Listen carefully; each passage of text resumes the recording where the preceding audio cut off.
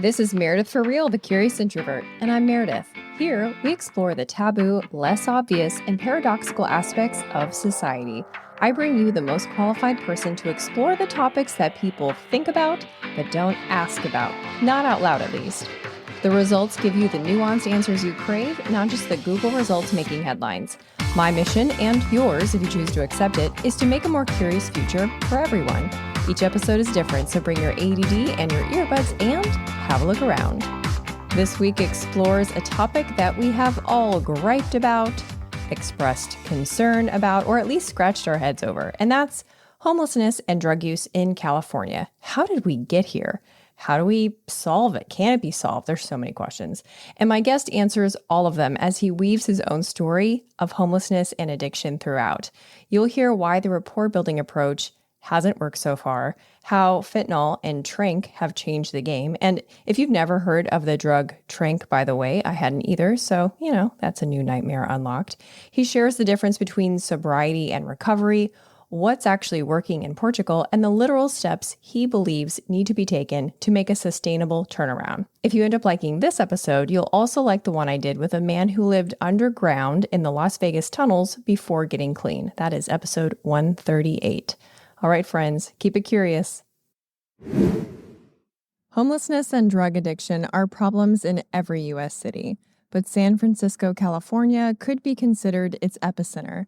With 400 to 500 drug dealers in a 10-mile radius, the city has deployed 60 nonprofits to work to improve the situation and spends $100,000 per year per homeless person.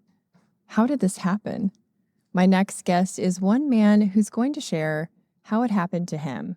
He went from being a suburban dad to sleeping in a doorway in the Tenderloin district. Now clean and sober, he uses his up-close and personal experience as a bridge between the reality of the streets and the meeting room of policymakers. Today, he's going to share his story as we ask the question, is California's homelessness problem solvable? Solution seeker, recovery advocate, 6 years sober, Tom Wolf. Thank you so much, Tom, for being here. Hi, Meredith. It's so great to be here. Thank you for having me. So you were a municipal employee, a suburban dad, like I said. How did you end up living on the streets of San Francisco? Oh, man. Well, it all started in early 2015 where I had to have surgery on my foot to repair an old injury that I had. And they had to break my foot and reset it and put 2 titanium screws in my foot to stabilize it. And after surgery, they sent me home with a 30-day supply of 10 milligram oxycodone tablets for the pain. And I basically didn't use those pills as directed. One pill every 46 hours wasn't cutting it for the pain. So one day I decided to try 2. That made me feel a little better. And one day I got brave and I decided to try 3. And when I hit that 30 milligram threshold, that's when I kind of went over the edge into a state of euphoria, or I was basically high. And all my problems melted away. So it wasn't just the pain that went away. It was all any marital problems I was having, any financial problems. At the time I had 2 small kids and a mortgage that was upside down. So we were feeling the crunch, right? And this oxycodone just took all of that away and made everything good for about 4 hours. And I loved it. I loved that high. So much so that I spent the next 5 or so years chasing that high down. And I never found it again until I tried fentanyl for the first time. That's when I actually caught that first high feeling again. And we'll talk about that later. But, that addiction grew over time. So where, after 10 days, I was already running out of those pills. I tried to get more from my doctor. Of course I couldn't. And so I actually went on the internet. I Googled up, where can I buy pills on the street in San Francisco? And it took me to YouTube and some references to an intersection in the Tenderloin called Pill Hill. Sure enough, I drove down there with my boot on my foot, and there were 5 or 6 people at the time in 2015 that were selling a variety of different opioids on the street, from Vicodins to Percocets to roxycodone to all the way up to 80 milligram oxycodone tablets. And so I started buying my pills on the street to keep that high going. And over the next 18 months, my tolerance grew. So at the peak of my addiction, I was taking 560 milligrams of oxycodone every day just to stay well, or just to function at that point. I had returned to work, so I was now a functioning addict at my job, and my job performance was slipping because I was nodding out at my desk, things like that. And I was going bankrupt. All the while, I was doing my best to hide all of that from my wife and my kids, even though I didn't hide it well. And I'll just say that, you know, if you're a family out there that's experienced addiction, you understand what a huge role denial plays in addiction of a family member. You don't want to believe that it's true. And I think that's the space my wife was living in at the time, just trying to survive with two preteen kids, trying to raise them and hold everything together while I was emptying out our bank accounts to buy dope on the street at $30 a pill, 7 pills a day. That's $210 a day times 7 days a week. So I easily blew through 100 grand. The levee broke when one day in the mail, my wife got the mail instead of me, and there was a foreclosure notice in the mail. That's when it all hit the fan. I was cut off from all the money. My wife knew what was going on, I think, but still, I was lying and denying Yeah. everything.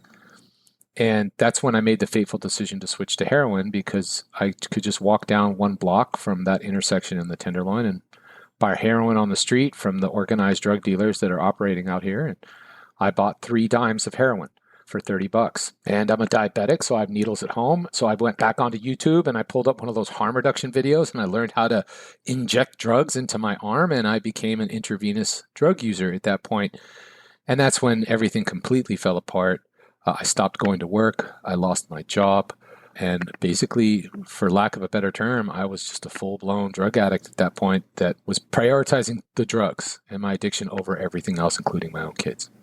So, how common is a story like this that drug addiction begins with a prescription from a doctor?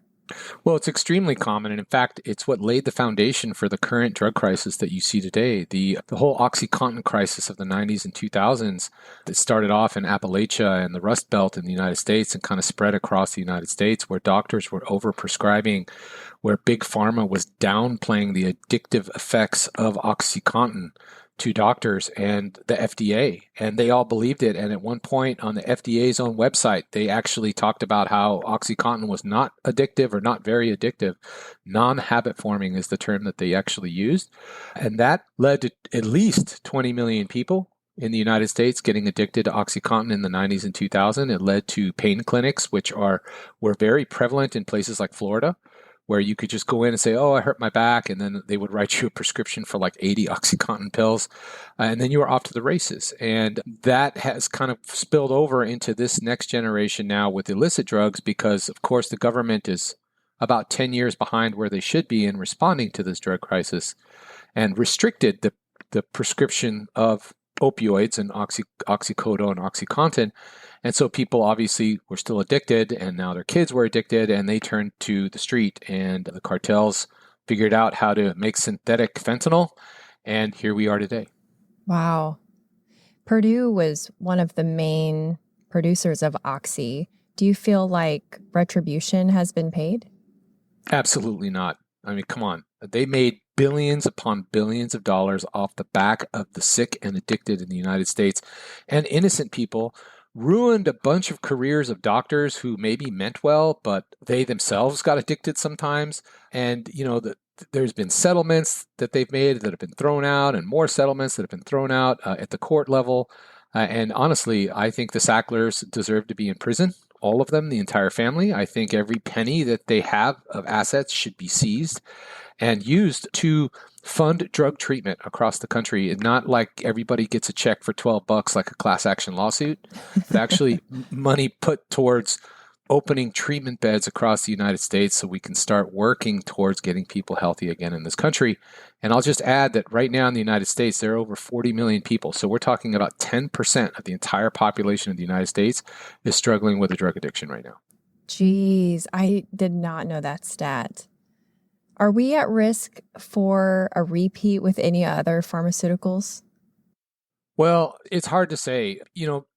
Like I said, so the cartels have figured out how to make illicit fentanyl, how they figured out how to purchase these 3 precursor chemicals from China.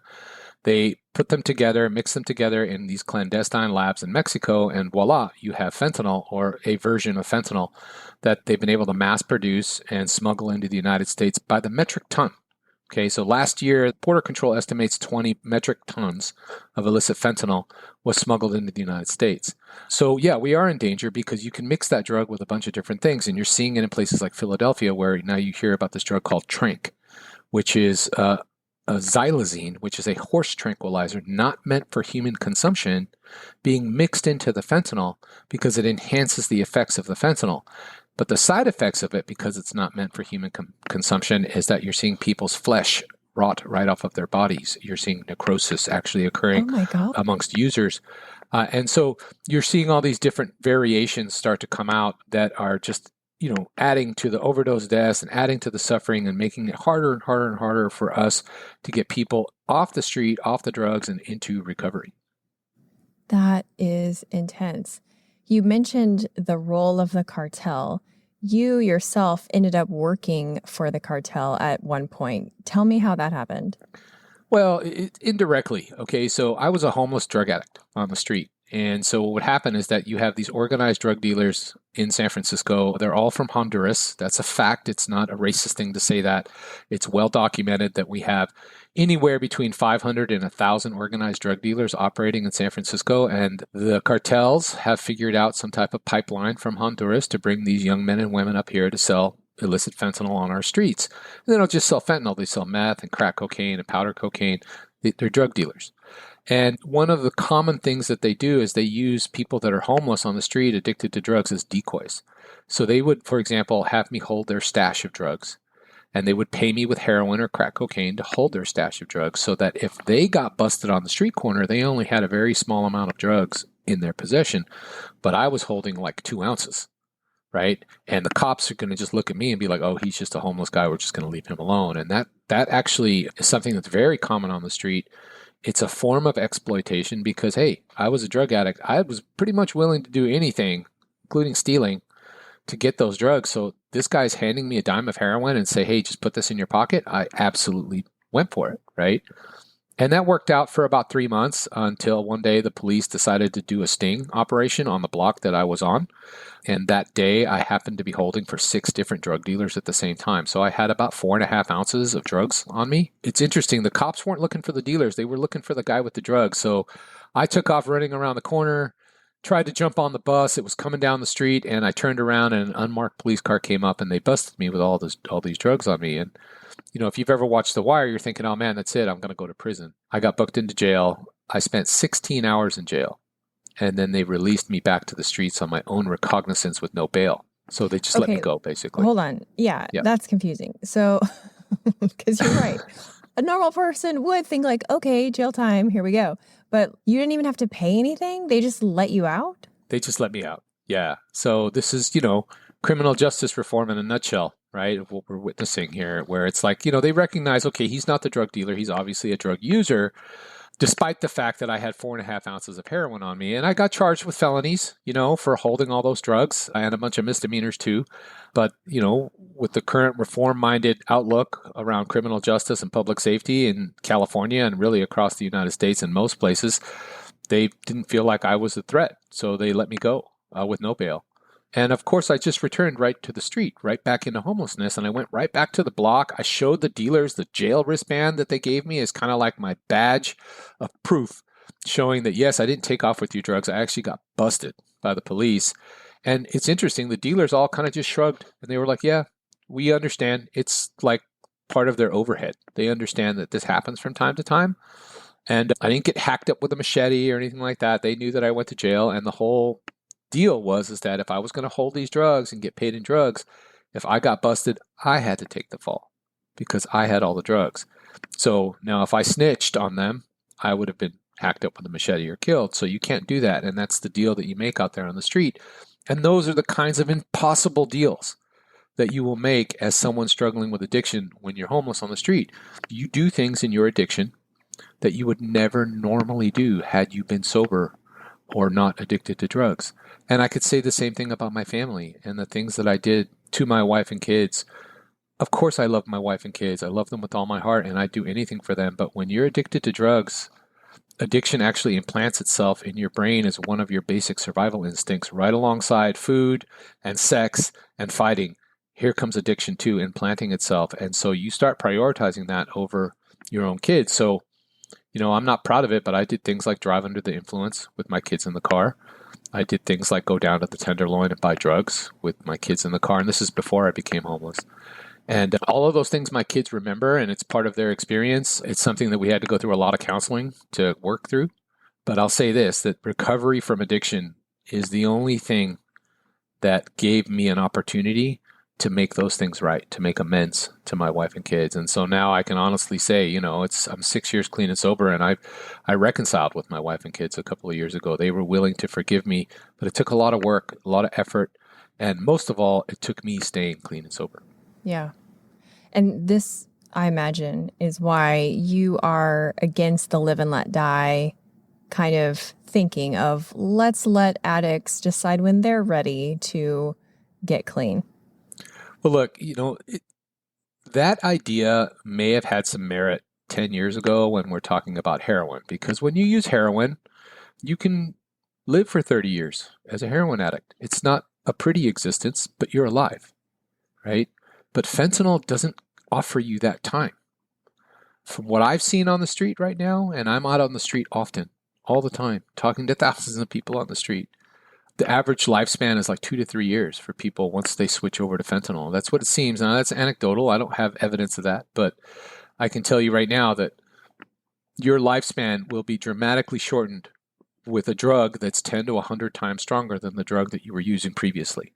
So that type of mindset of supporting drug users until they're ready, which is the current harm reduction mindset, the current mindset within most of drug policy in the United States, is not working. And it's not working because the people that they are supposedly supporting are dying anyway from fentanyl overdose. So we, as a community, must make a decision to intervene to save those lives.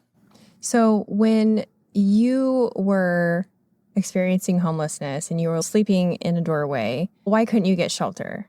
Well, so for a couple of reasons. First of all, I didn't know where I could go to get shelter. I want to make that clear. There's somewhere between 8 and 20,000 homeless people in San Francisco. There's 47,000 homeless people in the city of Los Angeles. If you went down to Skid Row and started asking people, do you know where you can go to get treatment in San Francisco or in LA? They wouldn't know. They wouldn't know.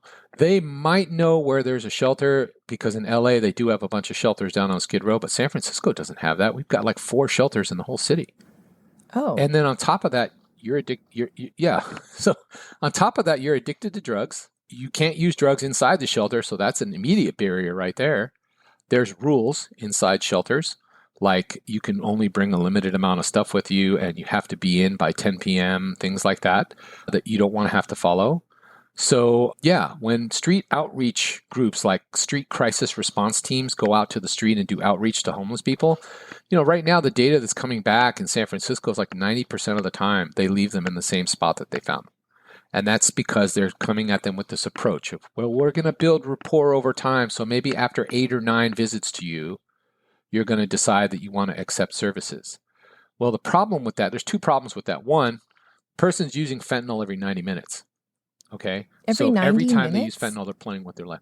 Every 90 minutes. So that's a whole other thing. I did not. First of all, I'm sorry. I'm so naive because I don't know. Because, you were saying, okay, oxy every 4 hours. So I'm like, okay, yeah, that makes sense. So why every 90 minutes? Well, here's the thing. So fentanyl is 10 to 100 times stronger than heroin or morphine. It's 10 times stronger generally than heroin, 100 times stronger than morphine. Okay. It also metabolizes in your body faster. So when you ingest it, it actually gets into your bloodstream much, much quicker than heroin used to do. Okay. So the effect is like literally immediate. As soon as you inhale the vapors from fentanyl or inject it into your vein, it's 100% like absorption rate in your body, and you are just gone at that point. The problem with that drug, because it metabolizes so quickly, it wears off much faster in your bloodstream than heroin used to. So you have to use it more often. So for folks on the street right now, where you used to be able to go 6 to 8 hours between doses of heroin, you are now having to use fentanyl every 90 minutes to 2 hours to avoid withdrawal. So what you end up finding out a lot is that you end up seeing people on the street that aren't even getting high anymore. They just don't want to go into withdrawal. They don't want to get dope sick. They're afraid to get dope sick. So they're using it every 90 minutes to 2 hours as they can get money to do so, to not have that, to not experience that feeling of withdrawal. And for anyone out there that's listening, that's in recovery from addiction, you know what I'm talking about. It's one of the scariest things and maybe one of the biggest barriers of all to anyone that's using an opioid, a heroin or oxycodone or Oxycontin. It's maybe the biggest barrier of all for people to seek treatment, is they're afraid of those feelings of withdrawal, which feel like the flu and COVID and stomach flu, and like you're getting kicked in the stomach all at the same time. And you end up wrapped up in a ball in a cold sweat, throwing up all over yourself for hours and sometimes days at a time. So people don't want to feel that. So this is the difference with fentanyl. And because of then because of that 100% absorption rate, people love it. I've had people describe it to me, and I would describe it too, as someone put a warm blanket over me. When I smoked fentanyl, I remember just this warm, fuzzy feeling coming over me, and I just remember walking down the street and I kept bumping into the wall because I couldn't control my leg movements because I was so high. And eventually I passed out in a doorway, and I woke up like 2 hours later in a crouch. The problem is too many people aren't waking up now. They're just dying. And so again, this is why we need that type of intervention that's beyond just supporting drug users. You're going to have to start compelling people on the street, that subset of people on the street that are committing those behaviors of stealing, of bipping cars, breaking into cars, of selling their bodies for drugs, holding drugs for the dealers, things like that. They have to be held accountable, and they must be compelled towards some type of treatment solution. Thank you for that education. There was so much there that I had no idea. And, we often ask about this, about, well, why can't they find a shelter? And I didn't know that people didn't know that there were shelters. Or I find it very odd that San Francisco is so much larger than Pensacola, Florida, and yet we have more shelters than you. That's unusual. So what happens after people get shelter? Well, the idea is that you get connected to services. There's this whole argument around homelessness is primarily a housing problem, and we need to provide housing plus services to people. And I agree to an extent that housing is a large equation in the homeless issue and resolving the homeless issue. But what I try to frame to people and make people understand is that by the time you get down to the street where you're living in a tent and you're smoking fentanyl or meth all the time, you're beyond just, let's give you an apartment. You're beyond that. You need treatment. Treatment is what solves addiction. And when you take someone and you house them in supportive housing, and then they have what they call wraparound services available that are there, but they are voluntary, that means that that individual who's addicted to fentanyl is not required in any way, shape, or form to access any of those voluntary services. So what ends up happening? They continue to use, but now they're using alone behind a locked door in their own apartment. And what happens to them? Well, in San Francisco right now, we're averaging 30 overdose deaths a month inside of what we call our SROs, which are single resident occupancy apartments for people that were formerly homeless. 30 people a month are dying inside supportive housing in San Francisco right now because of fentanyl, because we've isolated them, which if you, again, know anything about recovery, you know that the most dangerous thing you can do to an addict is to isolate them, right? And that's what we're doing, and it's having this, unintended effect of this really high rates of overdose deaths. And so that kind of brings into question, are the solutions that we are putting forth to address homelessness actually working? And, if you just look at the money alone, in California, we've spent $24 billion in the last 5 years on homeless services, yet homelessness grew 31% in our state. Just looking at that alone, you could make an easy argument that what we are doing now is not working. So you said that because fentanyl has changed the game, that people need to be compelled to rehabilitate. How were you compelled? So I was on the 6 strikes and you're out plan, in that I got arrested 6 times on the street. So after the first time that I got arrested, I was basically a mark by the cops. Every time the cops saw me, they were hopping out of their cars and messing with me because either I was inside my stay away order, which is an order a judge will put on you to stay 150 yards away in a circle from the block in which you were first arrested. I got arrested in April of 2018, and I got arrested 5 more times between April 2018 and June of 2018 on the street, until finally after my 6th arrest, they were like, you caught too many cases too close together. We can't let you out anymore. And I proceeded to spend the next 3 months in county jail where I got clean. And in our county jail here in San Francisco, they give you something called medication-assisted treatment. They gave me buprenorphine or Suboxone, which is an opioid agonist that replaces the fentanyl that's in your system and stops the withdrawals so that you're able to overcome the physical aspects of your addiction easier. And they gave that to me for 5 days. And then they cut me off. And then I just spent, pretty much the next 3 months in jail just sober. I wasn't in recovery, but I was sober. And that was the kind of intervention that I needed. Now, I'm not suggesting that that works for everyone, but it worked for me. And there's a subset of people on the street that require that type of intervention. So when we talk about solutions to the homeless crisis, it's really important that we frame it in this way and that we need a public health approach. It's true. But law enforcement also plays a role, and we need to figure out a way to get those two groups to start working together in earnest, much as they do in Europe, in places like Portugal and in Amsterdam and the Netherlands.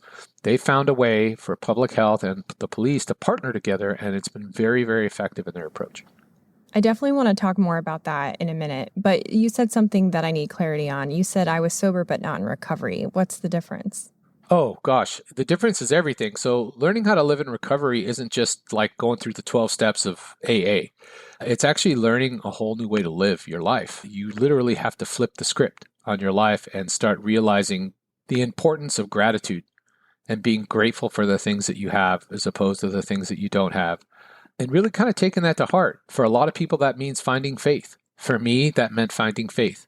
And I'm not saying that that's for everyone, but that really was a huge thing for me. Working with other people, having other people that are in recovery from addiction, that are in the same boat as you, or that were in the same boat as you at one point, working with them so that you know that you're not alone.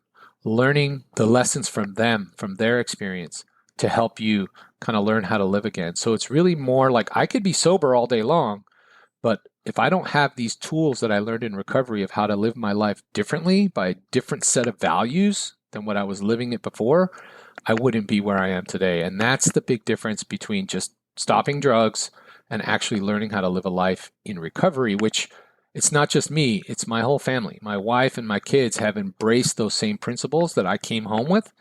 And now we as a family live in recovery. We live in faith. We're honest with each other. Is it perfect? No, we're just like any other family. But we don't have those lies. We don't have those secrets anymore. We don't have a lack of faith anymore. We really believe that whole term from the Bible. It talks about faith is believing in things you cannot see and the hope of things to come. I think it's okay to have hope. I really do. And that was the big difference, is that I went from having no hope and no purpose to being full of hope and full of purpose. And that's all the difference. Hey, Curiositors, just a quick pause to show gratitude to our sponsors and give you some special deals. This episode is supported by the UWF Historic Trust. You may not realize this, but I record the show in an exhibit in the Pensacola Museum of History. It's called Trader John's. It's a permanent exhibit set up to look like a historic bar from downtown Pensacola. If you are planning a holiday get-together in the Pensacola area and want a unique space to hold it in, have it here, where there's an interesting array of local memorabilia to look at. There's 2 booths, several cocktail tables and chairs, and even the actual bar from the original location. You can learn more at historicpensacola.org.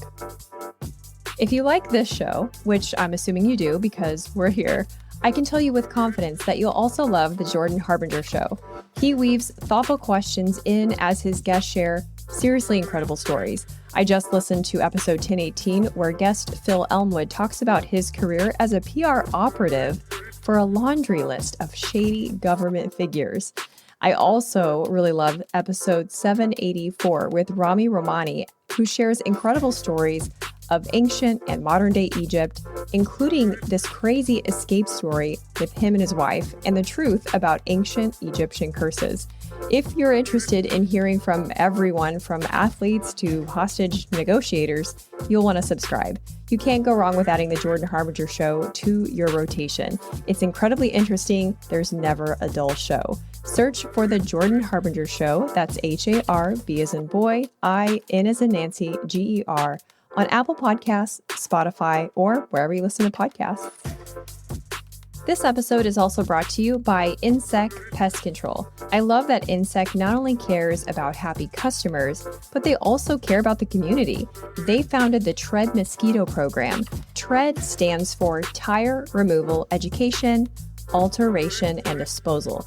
This program works with other pest control entities and municipalities to remove what they call mosquito condos, discarded tires. This is yet another reason I've been a customer of theirs for so long. If you're in the Florida Panhandle or the Gulf Coast of Alabama and want quality pest control with guaranteed results, give Insect a call, ensec.net. Now back to the show. Remember to stay till the end where I give you a sneak peek of next week's episode. It's like a rehab of your spirit. Yeah. Oh, look, recovery is absolutely there's a spiritual aspect to it. Okay. I'm not a huge, big organized religion guy, but I have tons of faith. I believe in God, that whole thing. And however you want to call God, whether it's Jesus or Buddha or the universe, it doesn't matter. As long as you believe in a power greater than yourself, then you never really have to feel alone. And that was the super worst thing about being on the street. Yes, I had guilt. Yes, I had shame for the things I did and not being able to see my kids and all those things. But it was that I felt alone all the time. And it was weird because I was in an encampment on the street around other people. So I wasn't technically alone, but it was like being with a bunch of people who were also all feeling alone. And we're all alone at the same time because all we could think about is our drugs. And that's a miserable existence. And we can do better. And as a community, we have to step up and do better and be better, because you're watching entire cities on the West Coast become destabilized because of drugs. Portland, Oregon has completely become destabilized because of the fentanyl crisis and the homeless crisis. San Francisco is destabilized, although we're fighting back. LA is so big, so you don't really see it. But if you go into downtown LA, 40,000 people on the street, how can you not say that they don't have this huge crisis? So it's not just here. Oakland, California is literally falling apart between crime and homelessness. It's ridiculous what's happening. It's time for us to pivot. It's time to bring some accountability back into the mix here. The criminal justice reforms aren't working here in California because we didn't provide the infrastructure that's needed to support all those changes when we released 70,000 people from prison early. And a lot of them ended up on the street or reoffending. So we just have to be real about the challenges that are in front of us and be willing to make those hard choices. And that's, where I come in. Like you said, I try to be that bridge from the street to policymakers to get them to change their mind. And it's Democrat and Republican. I don't care who you are. It's all of our problem. So talk to me about Portugal, because you mentioned 40,000 people in downtown LA living on the streets. We had a small problem in Pensacola for a time where there was an encampment underneath the interstate bridge, and it was really distressing. And I went to a city hall meeting. There was a few people who had been homeless in the past who really brought that perspective that you also have, like, hey, they need to be compelled to quit. And I don't know, and this was a few years ago, so I don't know at what level fentanyl was prevalent compared to today. So who knows that bit of it. But how are they compelling people in Portugal? What's working there? What's there before and after? Okay, well, let me just preface this by saying Portugal and Europe has not experienced fentanyl yet, like we have. They haven't had the wave of fentanyl. Everything over there is still heroin, okay? But in 2001, Portugal decriminalized drugs as a country, not just in a state or in a city, but the entire country agreed to decriminalize drug possession and instead institute what they call dissuasion courts. It's really an administrative court where they bring people in who get busted using drugs on the street. They don't put you in jail, but they basically bring the person in. They bring a therapist or a psychiatrist in. They have this administrative judge. Sometimes they'll bring the parent of the guy that's using too, and they basically try to convince the person to go to treatment, to get help. And while they've been doing that, Portugal built 61 therapeutic communities across their country. They built massive treatment facilities and transitional housing facilities for people so they have a place to send people when they come through these dissuasion courts. Okay? What they didn't do is they didn't open safe injection sites until 20 years later. Instead, they focused on the problem of actually building out an infrastructure to support people in recovery. And it's been very, very effective because they actually have somewhere to send them. And this is an argument that most of us agree on all sides of this issue, is that we don't have enough resources in the United States in general, particularly out here on the West Coast, as far as drug treatment beds, shelters, transitional housing. We don't have enough spaces to send people once they do go through the system. And that's part of why we're stuck in this kind of cycle over and over and over that's just been greatly exacerbated by the arrival of fentanyl on our streets. Now, what I worry with places like Portugal is that when the wave of fentanyl does hit them, and it will eventually hit them, how is this model going to play out when people are literally just dropping dead on your streets? That's one concern. But the other thing I really want to mention about Portugal is that there's a cultural difference. In the country of Portugal, they frown on drug use. They look down on illicit drug use. Like, you literally have a mom open up her apartment window in the street when she sees someone using it and start yelling at the guy to stop. Right? Here in the United States, we've been celebrating drugs in this country since the 60s, man. Started in the 60s. I'm a Gen X guy. In the 80s, there's lots of songs about cocaine and Mr. Brownstone and all this stuff. So we've been kind of celebrating drugs and the drug culture in this country now for several decades. And, weed's not a big deal. It's legalized, and shrooms aren't a big deal. It's going to be legalized eventually. And okay, well, where do we stop? So we're going to just start giving out fentanyl patches to people, and you're going to have a bunch of folks walking around addicted to opioids, which is a terrible, damaging, expensive addiction. And then who's going to pay for it? This is what kills me, is all the harm reductionists say, well, we need a safe supply, or we need to legalize drugs. And I'm like, drugs aren't free. The cartels aren't doing this to be altruistic. They're making like $70 billion a year between drugs and human trafficking and avocados. I mean, they're making a ton of money, right? That's random. And avocados. Well, they do. They're in the avocado business, right? So my point is that, a lot of these folks that talk about drug legalization, harm reduction, they're like, well, if we just legalized it and gave it out to people, people would do better. And I'm like, well, who's going to pay for it? Well, like, the government's going to pay for it. And I'm like, do you really want your government to be a drug dealer? Do you really want them? Are you willing to give up your tax dollars to fund someone's addiction? Are you really? I have a clarifying question, because you said Portugal decriminalized, and now you're talking about potential harms of legalizing. And I, for one, have a hard time understanding the difference between those two, because, they sound kind of similar. So can you kind of educate me on how are those different? Well, most people assume when you talk about Portugal, they say, oh yeah, Portugal legalized drugs. No, they didn't. They decriminalized drugs, which means that instead of you going to prison with a felony because you have 2.5 grams of fentanyl in your possession, you get your drugs taken away, maybe not. You get a citation to appear in court, where they then try to urge you to go to treatment, but you don't get arrested and get taken to jail. That's decriminalization. Legalization would mean that you get to go into what amounts to like a modern day marijuana dispensary, except it would be for heroin or fentanyl. And you'd be able to go in there and go, yeah, I think today I want to try the black tar heroin. Let me get a gram of that. And you'd be able to take it and go use it. Now, of course, the harm reduction people are like, no, it would be dispensed, pharmaceutically in a tight-knit program. And I'm sitting here thinking, well, we already do that. It's called a prescription, right? So what are they really asking for? And decriminalization is that first step towards legalization. And I just say that as a warning to people, because right now our current drug policy in the United States, the largest drug policy lobbying group in the United States is the Drug Policy Alliance. I have no problem calling them out. They received a 10-year, $50 million grant from the Soros Foundation to operate.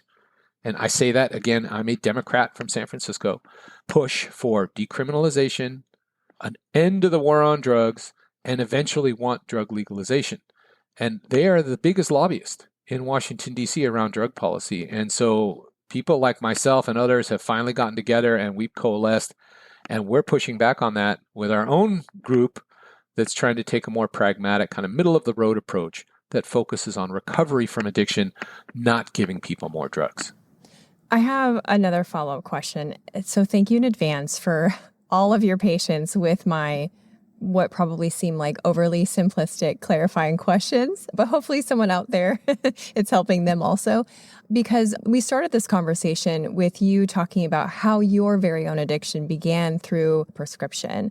And we're talking about how legalization of drugs and their recreational access can also cause problems. But isn't there this like middle place where instead of an NFL athlete being given these very addictive narcotics for his knee pain, that we could give him, weed cream also therapeutically instead of, long drawn out, very expensive sessions? Someone could have 3 sessions of ketamine or 1 session of ayahuasca, and actually it would help them overcome their addiction. I know there's some research out of University of Alabama, Birmingham, specifically studying the use of psilocybin to overcome addiction of cocaine. Isn't there like this like middle place where we use plant medicine in a way that ancestral communities have leveraged them and not just willy-nilly in the club?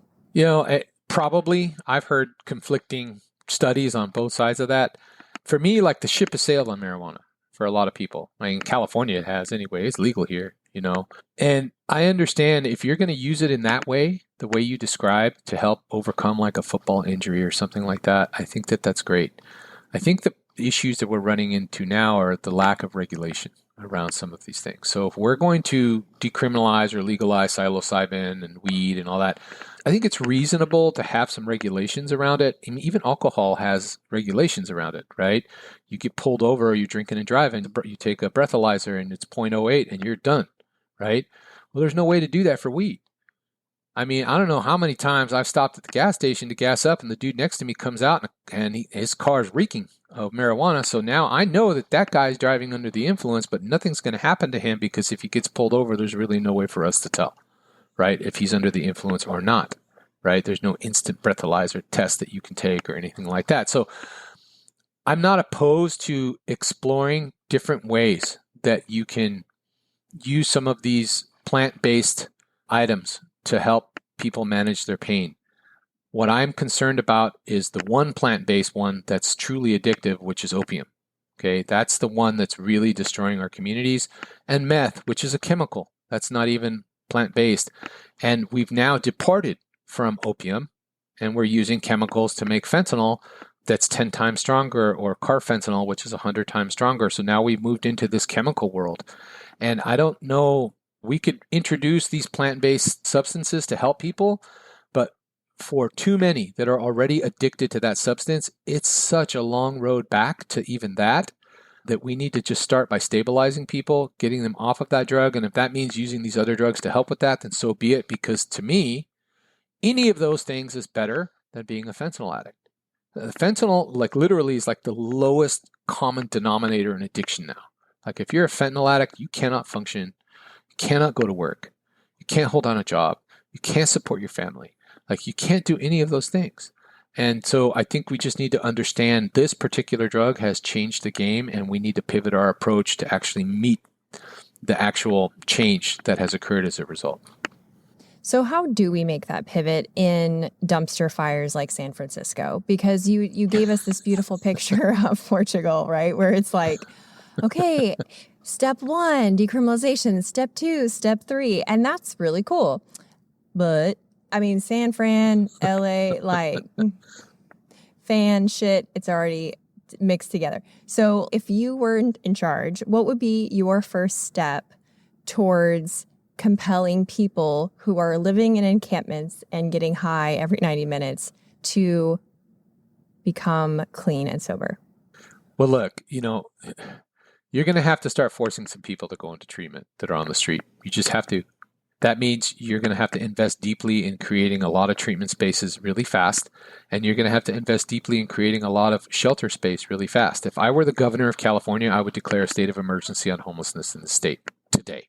Okay, that would unlock federal dollars, and that would stop all the NIMBYs who don't want a shelter in their neighborhood. And I would just put up FEMA-style shelters around as many communities as I could, because you have to understand, we have 191,000 homeless people in California. It's not like we have 2,000 or 3,000. 200,000 people experiencing homelessness, and it's probably more than that. And when you add in Oregon and Washington, we have half the entire homeless population just in those 3 states, in all of the United States, just in those 3 states in this country. Okay. I would treat it like, how we look at natural disasters, but it's even more than that because it's really a man-made disaster. But you have to take that type of approach where you have to call in the federal government for help, Army Corps of Engineers to build out those big tent-like shelters, call people in for service from the National Guard to help, not to put boots on the ground with guns, but to actually help, like with triage and treatment and getting people stabilized and getting them away from that environment and getting them stabilized on medication-assisted treatment while you build out more permanent shelters and drug treatment, along with the housing that you've been trying for decades to build in California that you can't do because it costs $1 million a door here, but you still have to try. So that's where you start. Instead of, we're doing everything piecemeal here and you're seeing an exorbitant waste of money and the results are actually going backwards. And even now our Governor Newsom, has pivoted. He signed an executive order the other day that ordered cities to start clearing out homeless encampments because of the Supreme Court ruling on whether or not homeless encampments can be removed. And they now can. You're not violating their 8th Amendment rights. And so we need a more comprehensive plan and treat it as the crisis that it actually is. It is a humanitarian crisis of epic proportions. And this whole soft, touchy-feely way of approaching people on the street, saying, well, we just got to build relationships over time and all that, that's not going to work for a large subset of people that don't want your help to begin with and only care about getting that next hit of drugs. And that is what we need to address. Well, it's interesting now that you have described how the mechanism of fentanyl works. I mean, that's very eye-opening because it sounds more like a hostage takeover of their brain. And that feels very apocalyptic, very zombie movie, I'm afraid. So I could see where a more aggressive approach would potentially work. I mean, what we're doing now isn't. Are there any states in North America that are doing it right? Like they had a problem and they were able to remedy it? Not remedy, no. So there's one province in Canada, Alberta, which is where Calgary and Ottawa are. They've embraced what they call a recovery-oriented system of care for their drug crisis out there, where they're placing the focus on building out treatment and transitional housing. And they are compelling people into treatment. And they have a lot more tools than we do in the United States. They use different drugs up there. Along with Suboxone and Methadone, they have a drug called Sublocade, which cops carry around with them that they can give people if they consent to it, which nullifies the effects of opioids for 30 days in your body. And, they have that here in the U.S., but it's really rare, and it's like $1,000 a shot here. So it's not a tool that we have. And then in the United States, the city of Houston has done some good work on getting people housed. And this is where the housing first model can actually work if it's implemented correctly, because in Houston, they have no zoning restrictions and cheap land, and they're okay with prefabricated materials for housing. And so they can get housing built for cheap and fast. And guess what? They've reduced homelessness in their city. Has it solved it? No, but they're managing it a lot better. California, on the other hand, wants to decriminalize drugs. If they had their druthers, they would decriminalize drugs in this state. We have terrible criminal justice reforms that have resulted in everything being locked up at the store when you go. And it costs $1 million a unit to build housing here. And it drives me nuts that the progressives in this state, as a Democrat, again, the progressives in this state talk about the need for housing. Y'all have been in charge for like 15 years. Since Schwarzenegger left the governor's mansion, you have been in charge. Where is the housing that you keep touting? You're responsible for making it easier for developers to build, yet you can continue to put more regulations and zoning exceptions in place and environmental regulations in place to make it harder and harder for people to build. And then you look around and you see 200,000 homeless people and you wonder why. It takes a more pragmatic approach with someone that's willing to be honest and recognize that building 200,000 units of housing in California at a cost of $90 billion is not realistic. We need interim solutions. Wow.